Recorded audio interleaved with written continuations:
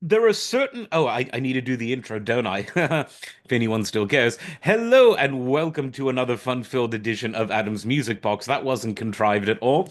And as I was about to say, there are some genres in which one album is such a seminal focal point that there's sort of no going back. It's one of these albums that defines a genre, however young or even mature it might be, and changes it. And in doing so, it changes music forever. And when it comes to hip hop, no album, in my view, did this more than Straight Outta Compton, the first sort of fully professional release by NWA, who had already cut their teeth on quite a lot of work before this. But it was this album that, to the wider world outside of Compton, NWA was introduced. And they brought a style of rap to the forefront that yes, others were doing before. People like Schoolie D on the East Coast, people like Ice-T on the West Coast, but NWA had a ferocious production behind it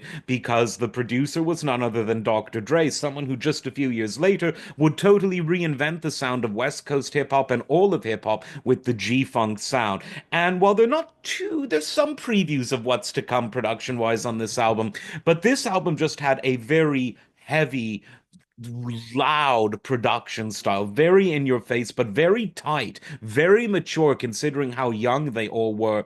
And the lyrical content helped to bring the kinds of material that Ice-T had already been rapping about to an international audience. It was direct, it was poetic, it was so-called controversial, and it even attracted the feds. Now, Candace Owens talked about how music is controlled by the feds. That can happen, and it does happen.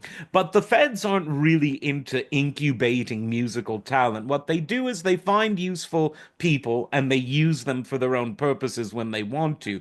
But NWA were people, especially Ice Cube and MC Ren, who were conscious rappers. Their rap was realistic, but they had a message. And later on, that message would mature and mature. And as the principal lyricist for this album, Ren and Ice Cube really had a strong and unavoidable message. It made the nightly news, hard R and all, back in 1987. You're watching Tom Brokaw. That gives you a different perspective.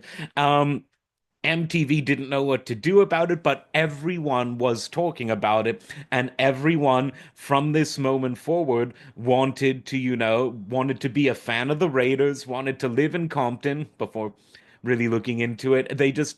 Everyone wanted a piece of this album. The ones that hated it couldn't stop talking about it. The ones that loved it couldn't stop playing it. And I think this album, perhaps more than any other, created what happened in the 90s, which is a gradual shift of the pop music landscape from one dominated by rock, as it had been since the 60s, into one that we see in the new millennium, where it's dominated by hip hop. So, in this sense, you could call it a great album, which it is, a conscious album, which it is, a controversial album, which I would say, yeah, I'm not offended by any words, but if you want to hear things that will offend certain normie people, this album's got a lot of them on there.